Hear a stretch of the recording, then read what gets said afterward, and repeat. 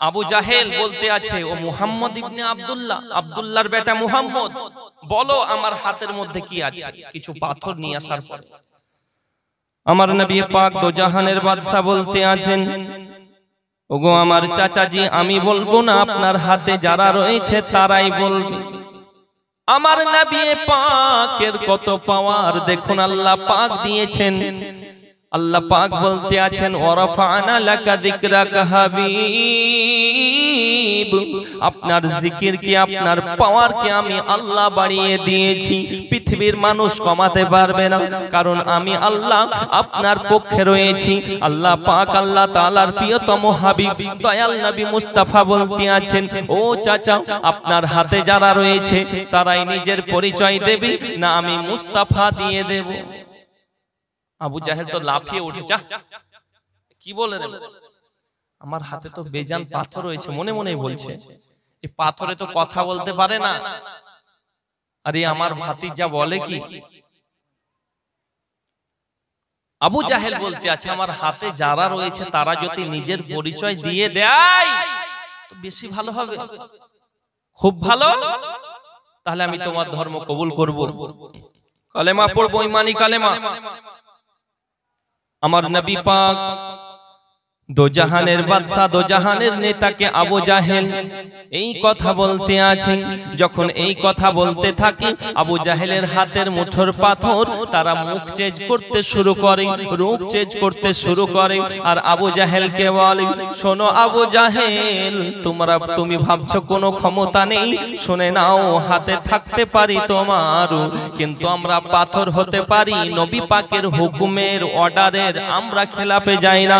নবী পাক যেটা হুকুম করেন সেইটা আমরা করি। হুকুম করেছে মুস্তাফা, অবশ্যই আমরা জবান পেয়ে গেছি। আল্লাহ পাক সেই ক্ষমতা দিয়েছে। ওগো আবু জাহেল, হাতে থাকতে পারি তোমার, হুকুমত চলবে মুস্তাফার, হাতে থাকতে পারি তোমার, কিন্তু পাওয়ার চলবে মুস্তাফার। যে নবী পাকের ক্ষমতা আসমানেও চলে, যেই নবী পাকের ক্ষমতা কাল কিয়ামতের ময়দানেও চলবে। জোরে বলেন না সুবহানাল্লাহ। আমার নবী পাকের পাওয়ার সব জায়গাতে চলবে। যেখানে হযরতে আদম ফেলোয়ার, বলবেন ইজহাবু ইলা গায়রি, অন্য কাউরে কাছে যাও। হযরতে মুসা বলবেন ইজহাবু ইলা গায়রি, অন্য কাউরে কাছে যাও। হযরতে ঈসা বলবেন ইজহাবু ইলা গায়রি, অন্য কাউরে কাছে যাও। আমার নবীর কাছে যখন যাওয়া হবে, আমার নবী পাক বলবেন আনা লাহা। ওরে আমার প্রিয় বন্ধুরা, ও আমার প্রেমিক, তোমরা কোথায় ছিলে? তোমাদেরকে তো আমি খুঁজতেছিলাম, তোমাদেরকে কখন জান্নাতে আমি নিয়ে যাব। জোরে কে ভালোবাসার জায়গা মদিনা, ভালো লাগার জায়গা মদিনা, ভালোবাসার জায়গা মদিনা, ভালো লাগার জায়গা মদিনা। এত সুন্দর জায়গা কোথাও দেখি না, এত সুন্দর জায়গা কোথাও দেখি নাই। সাজিয়েছেন মালিক রব্বানা, ভালো লাগার জায়গা মদিনা, ভালোবাসার, সকলেই বলুন, ভালোবাসার জায়গা মদিনা, ভালো লাগার মদিনা। বলো না ভালোবাসার জায়গা মদিনা, ভালো লাগার জায়গা মদিনা, ভালোবাসার জায়গা মদিনা, ভালো লাগার। একদিন কবরে যাব, কেউ তো যাবে না, একদিন কবরে যাব, কেউ তো যাবে না। যাবে না আমার, যাবে না আমার শাহে মদিনা, যাবেন শুধু শাহে মদিনা, ভালো লাগার জায়গা মদিনা। বলো না ভালোবাসার জায়গা মদিনা, ভালো লাগার জায়গা মদিনা, ভালোবাসার জায়গা মদিনা, ভালো লাগার জায়গা মদিনা। মোহাব্বতে বলুন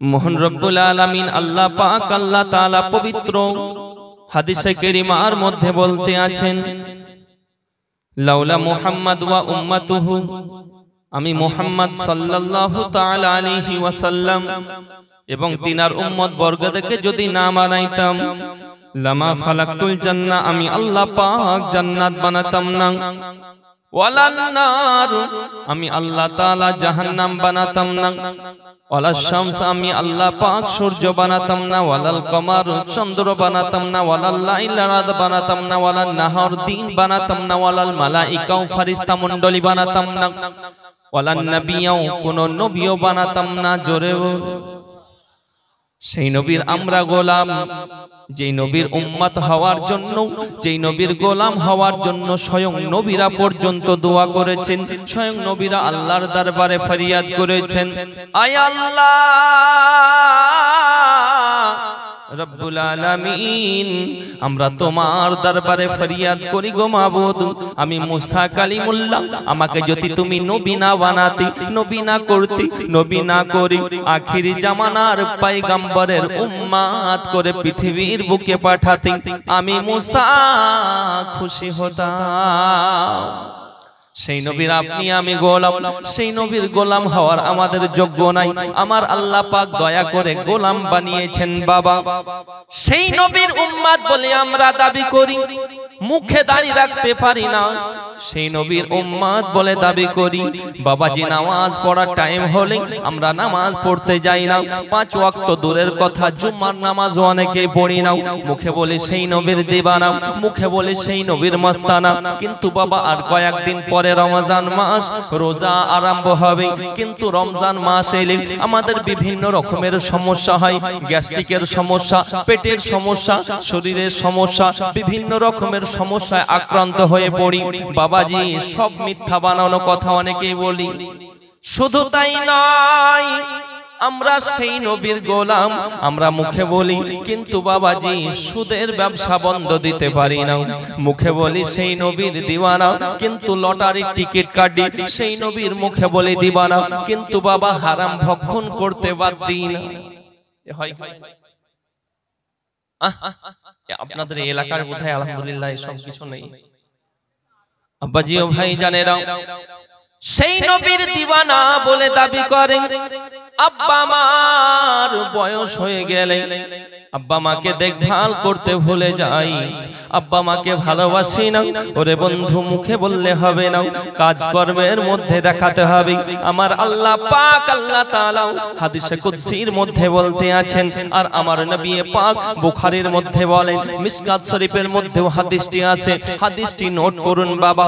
আমার নবী পাক বলেছেন, হযরতে আনাস থেকে বর্ণিত, আল আনাসিন রাদিয়াল্লাহু তাআলা আনহু ক্বালা ক্বালা রাসূলুল্লাহ সাল্লাল্লাহু তাআলা আলাইহি ওয়াসাল্লাম, লা ইউমিনু আহাদুকুম হাত্তা আকুনা আহাব্বা ইলাইহি মিন ওয়ালিদিহি ওয়া ওয়ালাদিহি ওয়ান নাসি আজমাইন। আমার নবী পাক বলেছেন, তোমরা ততক্ষণ পর্যন্ত পূর্ণাঙ্গ ঈমানদার হতে পারবে না যতক্ষণ পর্যন্ত নিজের মা, নিজের বাপ, নিজের সন্তান, নিজের বিবি, নিজের বাচ্চা, নিজের টাকা, নিজের বাড়ি গাড়ি সকলের চাইতে আমি নবী আমাকে ভালো না বাসবে, ততক্ষণ পর্যন্ত পূর্ণাঙ্গ মুসলমান হতে পারবে না, পূর্ণাঙ্গ ঈমানদার হতে পারবে না। সকলের চাইতে আমি নবী, নামাজের আগে নবীকে চিনতে হবে, রোজার আগে নবীকে, রোজার আগেও নবী, হজের আগেও নবী, যাকাতের আগেও নবী, কারণ নবী ছাড়া আমাদের উপায় নাই। তার জন্য গজলে বলে, যার কদম জমিনে পড়িলে দুনিয়ার হয় মেরাজ, রসুল পাকের যত মুবারক আরশে আজিমের তাজ, সেই নবীর রওজা চুমিলে, সেই নবীর রওজা চুমিলে হবে জান্নাতের হকদার জিবরাইল চুমে যার দরবার নূরে মুহাম্মদ রসূল আরবি নাইবে পরওয়ার জিবরাইল চুমে যার দরবার জোরে হবে না একটু জোর মনে হচ্ছে বেড়েছে বাবা সুবহানাল্লাহর গতি একটু বেড়েছে বলিয়া মনে হচ্ছে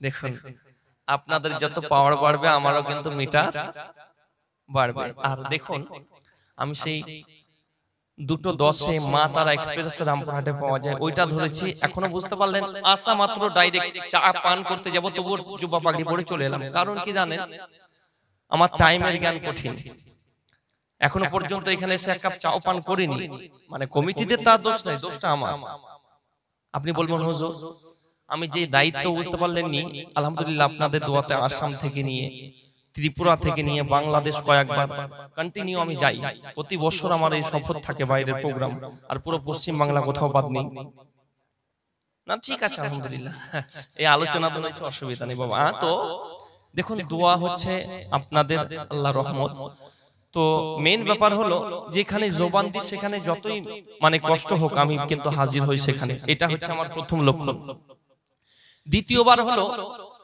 আজকে কেন একটু লেট হলো লেটের কারণ আমি বলে দিই স্টেজে একদম হাজার হাজার লোক থাকলে বিষয়টা বলি আলহামদুলিল্লাহ কারণ সবাইকে বোঝানোটা দরকার বিষয়টা আমি যেখানে থাকি আমি তো মাদ্রাসার হেড শিক্ষক আয়াস তো ওখানকার মধ্যে আমারই একটা কাছের ওনার মেয়ের বিবাহ তো বলছে হুজুর বিয়েটা পড়াতে হবে তো আমি বললাম যে 11:30টার মধ্যে বিয়েটা পড়িয়ে দেব তো সে বরযাত্রী নাকি আসে যে মানে বরপক্ষ কুটুম মেহমান আসে তো আসে না তো ওরা আসতেই লেট করে দিল বুঝতে পারলেন 12টা আর এদিকে আমি ওয়েট করছি যে বিয়েটা এলেই ঢুকে গেলেই পড়িয়ে চলে আসবো নিয়ে করতে আর করতে বুঝতে পারলেন একটু লেট হয়ে গেল যাই হোক আলহামদুলিল্লাহ অন্য কোনো সমস্যা নেই সহি সালামত এসেছি খুব আরামে এসেছি কোনো অসুবিধা হয়নি একবার দরুদ পাঠ করে ইনশাআল্লাহ বক্তব্য আগিয়ে নিয়ে যাব দরুদ আল্লাহুম্মা সাল্লি আলা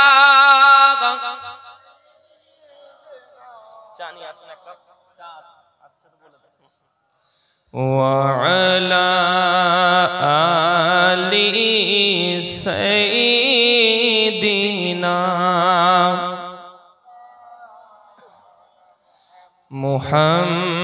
মুহাম্মদ ওগো মা আমিনা তোমায় বলি শোনো না ওগো মা আমিনা তোমায় বলি শোনো না তোমার ঘরে আসছে দেখো তাজদারে মদিনা ওগো মা আমিনা তোমায় বলি শোনো না ওগো মা আমিনা তোমায় বলি শোনো না ঈশা নবী মুসা নবী করেছিলেন প্রার্থনা শেষ নবীর উম্মত কেন তুমি আল্লাহ করলে না জোরে বল ঈশা নবী মুসা নবী করেছিলেন প্রার্থনা নবী মোদের না বানাইয়া শেষ নবীর উম্মত কেন করলে না সেই নবীজির উম্মত মোরা ওগো সেই নবীজির উম্মত মোরা জোরে সুবহানাল্লাহ বলো না ওগো মা আমিনা তোমায় বলি শোনো না ওগো মা আমিনা তোমায় বলি শোনো না আব্বাজি তো আমার নবী পাককে সকলের চাইতে ভালোবাসতে হবে আমি কিন্তু হাদিস এবং কোরআনের বাইরে এখনো চলিনি আব্বার আমার যে আলোচনা হতে আছে তো আমার নবী পাক বলতে আছেন যে সকলের চাইতে আগে আমি নবী আমাকে ভালোবাসতে হবে এটা আমার কথা নয় হাদিস এবং কোথায় কোরআনের কথা বলুন সুবহানাল্লাহ তো সেই নবীর উম্মত বাবা আমরা তাহলে কেন আমরা দাড়ি রাখবো না? যে জবানে নবীকে ভালোবাসি বলি সেই নবীর উম্মত কেন রোজা রাখবো না? সেই নবীর উম্মত কেন আমরা হারাম ভক্ষণ করব? সেই নবীর উম্মত কেন একজনকে কষ্ট দেব, গরিব ভাইকে কিছু সাহায্য সহযোগিতা যতটা করব আমরা আগেই যাব। এটাই তো হলো ইসলামের নিয়ম। ব্রাদারিন মিল্লাতে ইসলামিয়া, দেখুন আমরা সেই নবীর গোলাম, যেই নবীর গোলাম হওয়ার জন্য হযরতে মুসা কালিমুল্লাহ দোয়া করেছেন।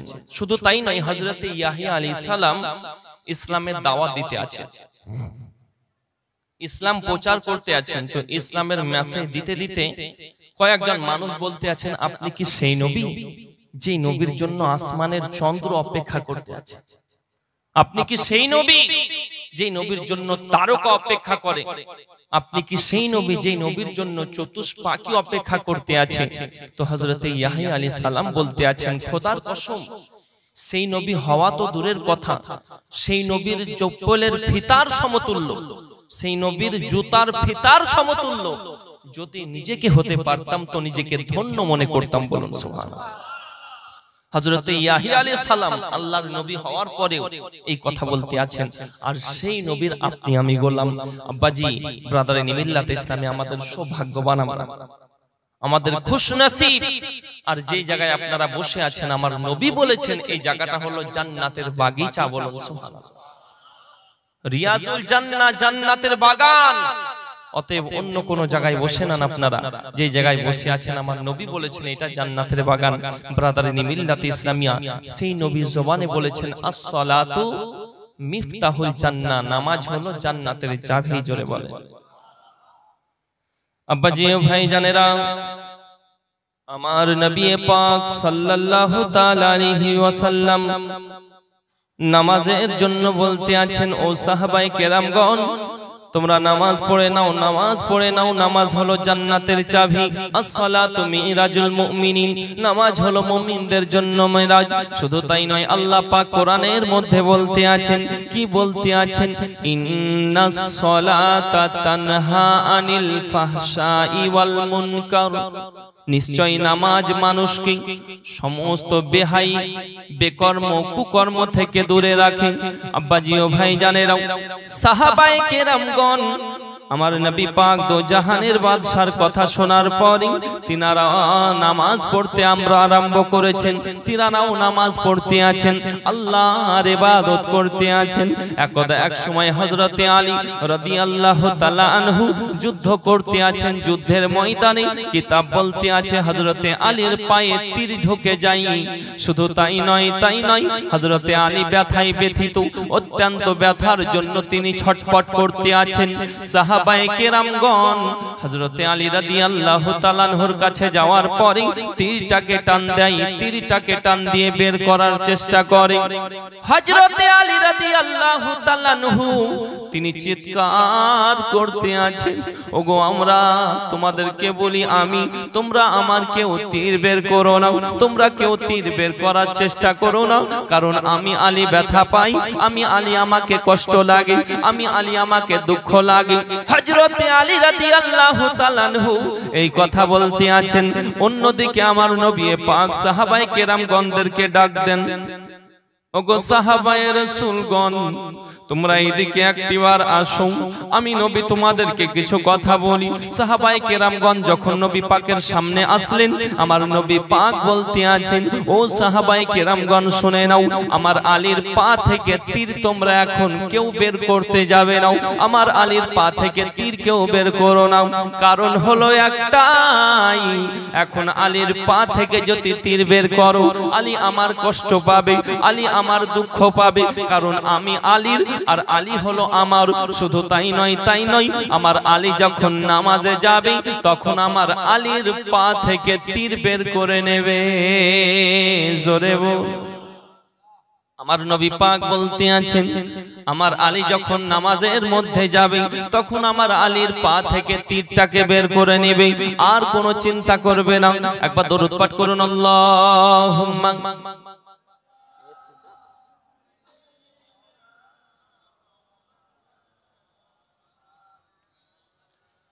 وعلى آله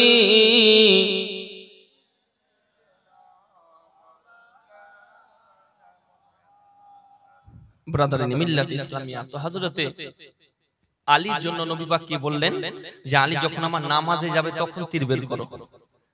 সুবহানাল্লাহ। আমরা মশাই যদি মশা বসে আমরা মারি, তারপরে সাজদা করি।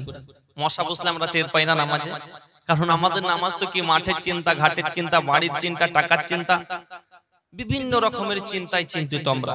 কিন্তু হযরতে আলী সুবহানাল্লাহ নবী পাক বলছেন আমার আলী যখন সাজদাতে থাকবে, সাজদা অবস্থায়, তখন তীরটাকে টান দিয়ে বের করো, জোরে বলে। হযরতে আলী রাদিয়াল্লাহু তাআলা আনহু আব্বাজি যখন নামাজের সময় হয়ে গেছে, হযরতে আলী তিনি আল্লাহু আকবার বলার পরে তাহরিমা বেঁধে ফেলেছেন, রুকুর মধ্যে গেছেন, সুবহানা রাব্বিয়াল আযীম তিনবার বলার পরে ওঠার পরে আবার যখন সাজদার মধ্যে গেছেন, বাবা শুধু তাই নয় হযরতে আলী সাজদায় গেছেন। সাহাবায়ে রাসূলগণ নবী পাকের কথা মোতাবেক হযরতে আলীর তীরটাকে টান দেয়, তীরটাকে টান দিতে আছে, তীরটাকে বের করার চেষ্টা করে, তীরটা বাবা দুই রকম এইভাবে আঁকড়ার মতো লেগে রয়েছে।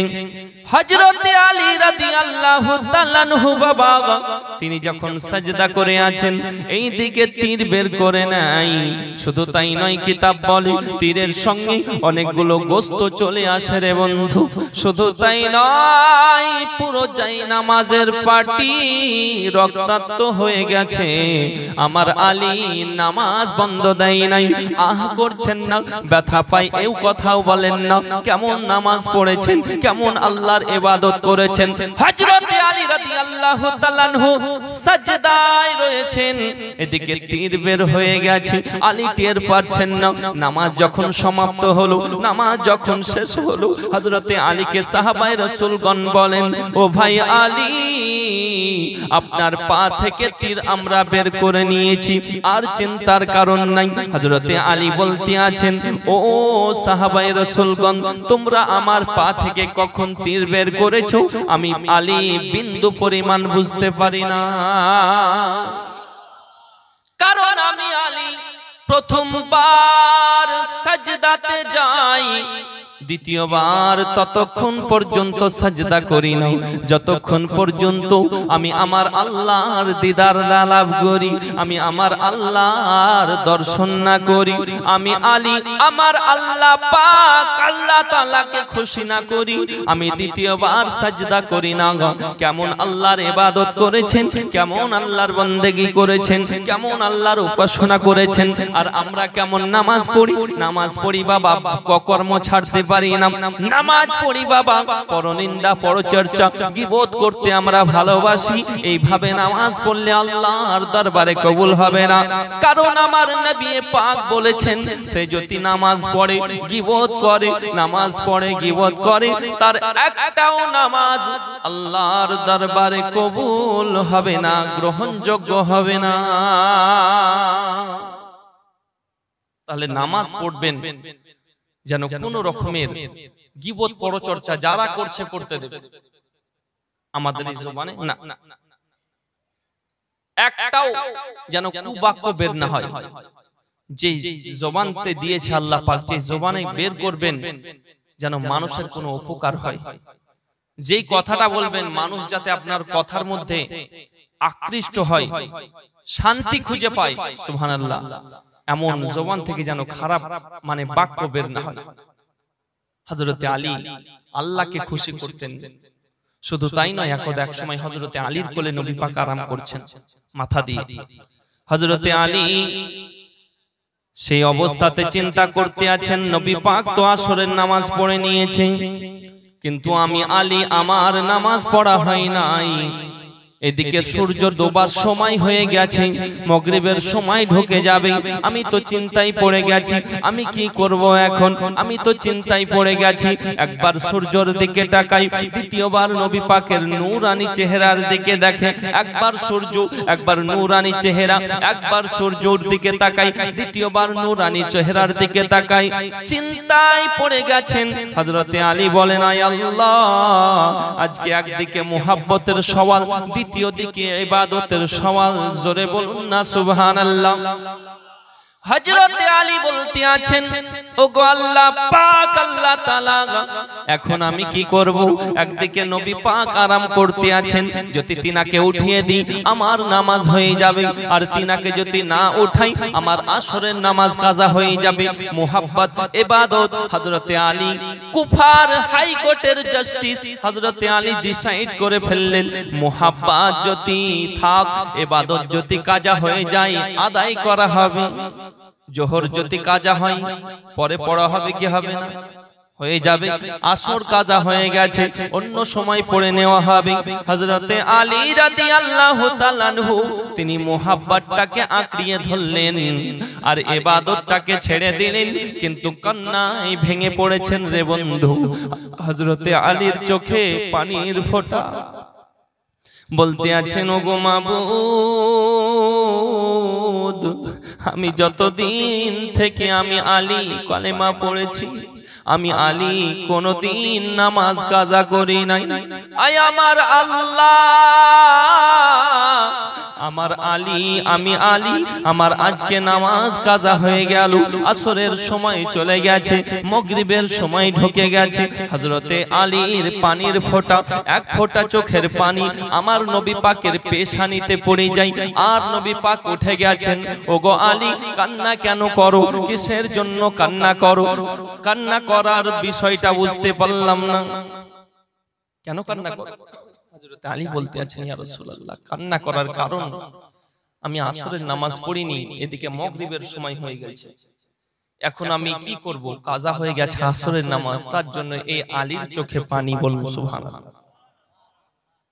আমরা মোবাইল ঘেটে ঘেটে, ফেসবুক চালিয়ে, ইউটিউবের মাধ্যমে সারাটা দিন অতিবাহিত করি, ঘন্টার পর ঘন্টা আমরা সময় দিয়ে দিই, কিন্তু বাবাজি একটিবার চিন্তা করি না যে আল্লাহ পাক আমাদের দুটো চোখ দিয়েছেন, এত সুন্দর হাত দিয়েছেন, সকল প্রাণীর চাইতে সুন্দর 18,000 মাখলুকাতের মধ্যে সুন্দর আকৃতি দিয়ে বানিয়েছেন। সে আল্লাহকে কতবার খুশি করি, সে আল্লাহর খুশির জন্য আমরা কি কি কর্ম করি বাবা। কারণ দুনিয়াটা হলো ক্ষণস্থায়ী, চিরস্থায়ী হলো আখিরাত। আমার আল্লাহ পাক, আল্লাহ তাআলা বলেন, আল্লাহ পাক কোরআনের মধ্যে বলতে আছেন, ওগো পৃথিবীর মানুষ, ওয়ালাল আখিরাতু খায়রুল লাকা মিনাল উলা, দুনিয়া দুনিয়া করে মেতে থাকো না, কারণ দুনিয়া হলো ক্ষণস্থায়ী, চিরস্থায়ী হলো আখিরাত। জোরে বল, দুনিয়া দুনিয়া করে মেতে থেকো না। হযরতে আলী চিন্তা করতে আছেন, কান্না করেন। আমার নবী বলেন, ওগো আলী, তুমি কি কাজা নামাজ কাজা পড়তে চাও, না আসরের নামাজ আদায় করতে চাও? কাজা পড়তে চাও না আসরের নামাজ আদায় করতে চাও? হযরতে আলী বলতে আছে, দরদি নবী আমার, ওগো নবীজি, আমি আসরের নামাজ যদি পড়ে নিতে পারতাম খুব ভালো হতো, কারণ আমি আলী কোনদিন যেহেতু নামাজ কাজা করিনি। আমার নবী পাক এই কথা শোনার পরে পরে সাজদার মধ্যে চলে গেছেন, আল্লাহকে বলেন, ওগো মাবুদ, ওগো আল্লাহ পাক, আল্লাহ তাআলা, ওগো আল্লাহ পাক, আমার আলীর আসরের নামাজ কাজা হয়ে গেছে গো মাবুদ, আমার আলীর নামাজের জন্য তুমি ডুবা সূর্যকে আবার উদিত করে আসরের সময় করে দাও। আমার নবী পাক ইশারা করেছেন, আর ডুবা সূর্য পুনরায় উদিত হয়, আসরের সময় হয়ে গেছে। আর আমাদের মতো কিছু মাথা পাগলা বন্ধু বলে, আমাদের মতো কিছু বাবাজি যুবক ইয়াং জেনারেশন ভাই বলে, নবী নাকি আমাদের মতো। নাউজুবিল্লাহ পড়ায়, বলে নবী আমার মতো, নবীরও হাত ছিল, আমাদেরও হাত আছে, নবীরও চোখ ছিল, আমাদেরও চোখ আছে। বলবেন, আরে পাগলা, নবী পাক ইশারা করেছেন যে আঙ্গুলের ইশারাতে ডুবা সূর্য উদিত হয়েছে, ওনার হাত আমাদের হাতের মতো নয়, উনি ইশারা করেছেন, চন্দ্রকে দ্বিখণ্ডিত করে দেখিয়ে দিয়েছেন। শুধু তাই নয়, উনার মাথার চুল থেকে নিয়ে পায়ের নখ পর্যন্ত ত্রুটি মুক্ত। কারণ হলো একটাই, কারণ তিনার থুতুরো পাওয়ার আলাদা ছিল। তিনার চোখের পাওয়ার এত যে ওপরে যা হতো দেখতেন, সামনে যেমন দেখতেন পিছনে তেমন দেখতেন। কবরের ভিতরে কে কোন অবস্থায় রয়েছে আমার নবী সেইটা দেখতেন। জোরে বল। কারণ আল্লাহ পাক এই ক্ষমতা দিয়েছেন। আর আমাদের কিছু ভাই বলেন নবী আমাদের ওকে বলবেন যে তুমি যেদিন পৃথিবীতে আসো তুমি 40 দিন নাপাক ছিলে, তোমার মা 40 দিন নাপাক ছিল, কিন্তু খোদার কসম আমার নবী দো জাহাं আকায়ে নামদার মদিনে কে তাজদার শহনशाह জিবাকার নবী পাক যেদিন পৃথিবীর বুকে আসেন তিনি পবিত্র, তিনার মাও পবিত্র। হুজুর আলা হযরত বলতে আছেন যে তেরে নসলে পাক মে হে বাচ্চা বাচ্চা নূর কা, তু হে আইনে নূর, তেরা সব ঘরানা নূর কা। বলুন সুবহানাল্লাহ। তুমি যেদিন পৃথিবীতে আসো তুমি নাপাক, নবী পাক যেদিন পৃথিবীতে আসেন তিনি পবিত্র, তিনার মাও পবিত্র। তুমি যেদিন পৃথিবীতে আসো উলঙ্গ অবস্থাতে আসো, ল্যাংটা হয়ে আসো। নবী পাক যেদিন পৃথিবীতে আসেন জান্নাতি লেবাস পরিধান করে দুনিয়াতে এসেছেন। তুমি যেদিন পৃথিবীতে আসো তোমার আসার পরে তোমার নাড়ি কাটতে হয়েছিল, কারণ তোমার নাড়ির সঙ্গে তোমার মায়ের নাড়ির একটা যোগাযোগ ছিল। তুমি নাপাক খেয়ে তরতাজা হতেছিল, কিন্তু খোদার কসম নবী পাক যখন পৃথিবীর সরজমিনে আসেন নাড়ি কাটার প্রয়োজন হয়নি, নাড়ি কাটা অবস্থাতেই দুনিয়াতে এসেছেন। তুমি যেদিন পৃথিবীতে আসো তোমার আসার পরে কয়েক মাস পর কয়েক বছর পরে তোমার খাতনা দিতে হয়েছিল, কিন্তু খোদার কসম নবী পাক যেদিন দুনিয়াতে এসেছিলেন খাতনা দেওয়া অবস্থাতেই পৃথিবীতে এসেছিলেন। জোরে বলো। তাহলে তুমি বলো নবী আমার মতো। আবার কিছু বক্তা হচ্ছে বলছে নবী লিখতে জানেন, নবী এই জানতো না, নবী সেই জানতো না। আপনারা বুকে হাত রেখে বলুন তো দেখি, আমার নবী পাক যদি একবার ইশারা করে পৃথিবীর বুকে যত গাছপালা আছে লিখতে শুরু করবে কি করবে না? একটু হ্যাঁ না বলেন। অবশ্যই আমার নবী পাক ইশারা করলে লিখতে শুরু করবে। শুধু তাই নয়, আবু জাহেল বলতে আছে ও মুহাম্মদ ইবনে আব্দুল্লাহ, আব্দুল্লাহর বেটা মুহাম্মদ, বলো আমার হাতের মধ্যে কি আছে। কিছু পাথর নিয়ে আসার পর আমার নবী পাক দো জাহানের বাদশা বলতে আছেন ওগো আমার চাচাজি আমি বলবো না, আপনার হাতে যারা রয়েছে তারাই বলবে। আমার নবী পাকের কত পাওয়ার দেখুন আল্লাহ পাক দিয়েছেন। আল্লাহ পাক বলতে আছেন ওয়ারাফানা লাকা যিকরাকা হাবিব, আপনার জিকিরকে আপনার পাওয়ারকে আমি আল্লাহ বাড়িয়ে দিয়েছি। পৃথিবীর মানুষ কমাতে পারবে না, কারণ আমি আল্লাহ আপনার পক্ষে রয়েছি। আল্লাহ পাক আল্লাহ তাআলার প্রিয়তম হাবিব দয়াল নবী মুস্তাফা বলতে আছেন ও চাচা আপনার হাতে যারা রয়েছে তারাই নিজের পরিচয় দেবে না আমি মুস্তাফা দিয়ে দেব। আবু জাহেল তো লাফিয়ে উঠে, যা কি বলে রে, আমার হাতে তো বেজান পাথর রয়েছে। মনে মনে বলছে এই পাথরে তো কথা বলতে পারে না। আরে আমার ভাতিজা বলে কি, আবু জাহেল বলতে আছে আমার হাতে যারা রয়েছে তারা যদি নিজের পরিচয় দিয়ে দেয় তো বেশি ভালো হবে, খুব ভালো। তাহলে আমি তোমার ধর্ম কবুল করব, কালেমা পড়বো, ইমানি কালেমা। আমার নবী পাক দো জাহানের বাদশা, দো জাহানের নেতাকে আবু জাহেল এই কথা বলতে আছেন। যখন এই কথা বলতে থাকে আবু জাহেলের হাতের মুঠোর পাথর তারা মুখ চেঞ্জ করতে শুরু করে, রূপ চেঞ্জ করতে শুরু করে। আর আবু জাহেলকে বলে শোনো আবু জাহেল, তুমি ভাবছো কোনো ক্ষমতা নেই, শুনে নাও হাতে থাকতে পারি তোমার, কিন্তু আমরা পাথর হতে পারি। নবী পাকের হুকুমের অর্ডারের আমরা খেলাপে যাই না। নবী পাক যেটা হুকুম করেন সেইটা আমরা করি। হুকুম করেছে মুস্তাফা, অবশ্যই আমরা জবান পেয়ে গেছি। আল্লাহ পাক সেই ক্ষমতা দিয়েছে। ওগো আবু জাহেল, হাতে থাকতে পারি তোমার, হুকুমাত চলবে মুস্তাফার, হাতে থাকতে পারি তোমার, কিন্তু পাওয়ার চলবে মুস্তাফার। যে নবী পাকের ক্ষমতা আসমানেও চলে, যেই নবী পাকের ক্ষমতা কাল কিয়ামতের ময়দানেও চলবে। জোরে বলেন না সুবহানাল্লাহ। আমার নবী পাকের পাওয়ার সব জায়গাতে চলবে।